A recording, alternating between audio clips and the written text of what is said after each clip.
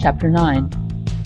Now in the 12th month, which is the month Adar, on the 13th day of the month, when the king's commandment and his decree drew near to be put in execution, on the day that the enemies of the Jews hoped to conquer them, but it was turned out the opposite happened, that the Jews conquered those who hated them, the Jews gathered themselves together in their cities throughout all the provinces of the king Ahasuerus, to lay hands on those who wanted to harm them.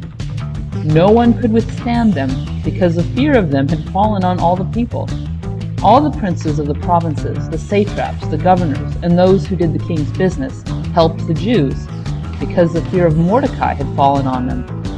For Mordecai was great in the king's house, and his fame went out throughout all the provinces. For the man Mordecai grew greater and greater. The Jews struck all their enemies with the stroke of the sword, and with slaughter and destruction, and did what they wanted to those who hated them. In the citadel of Susa, the Jews killed and destroyed 500 men.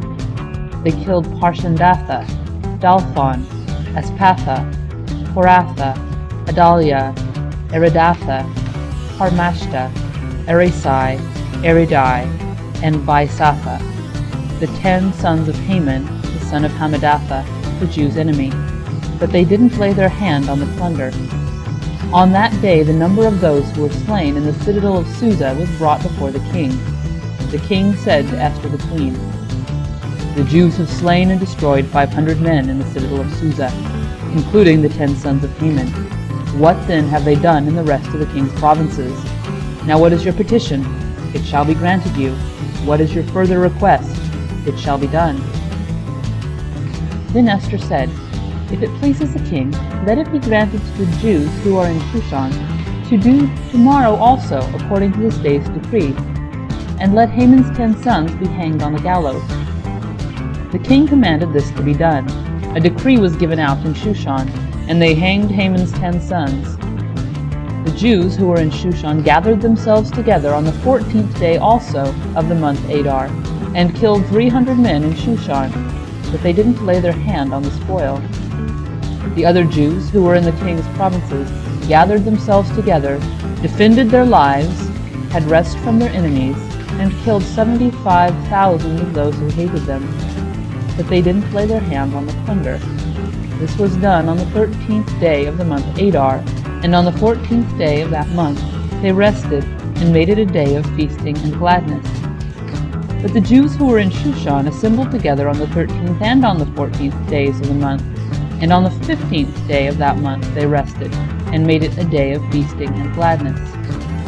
Therefore the Jews of the villages, who live in the unwalled towns, made the 14th day of the month of Adar a day of gladness and feasting, a good day, and a day of sending presents of food to one another.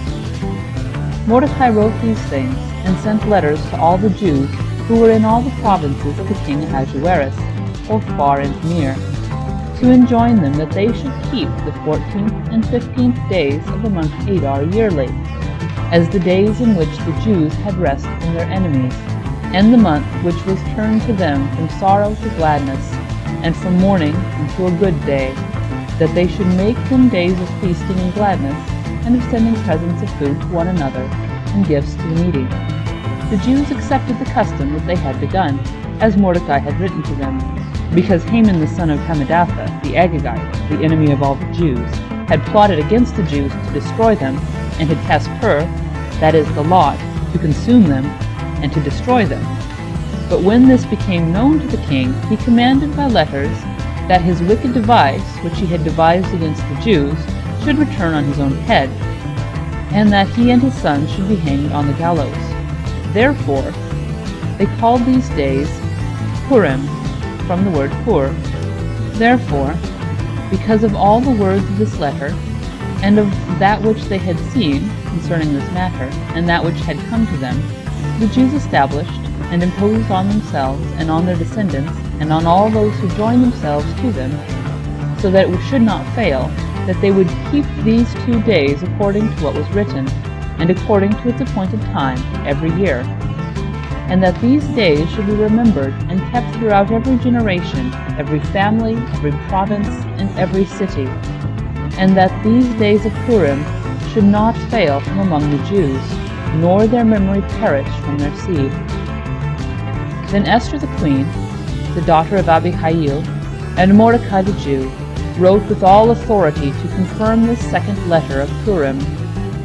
He sent letters to all the Jews, to the 127 provinces of the kingdom of Ahasuerus, with words of peace and truth, to confirm these days of Purim in their appointed times, as Mordecai the Jew and Esther the queen had decreed, and as they had imposed upon themselves and on their descendants, in the matter of the fastings and their cry.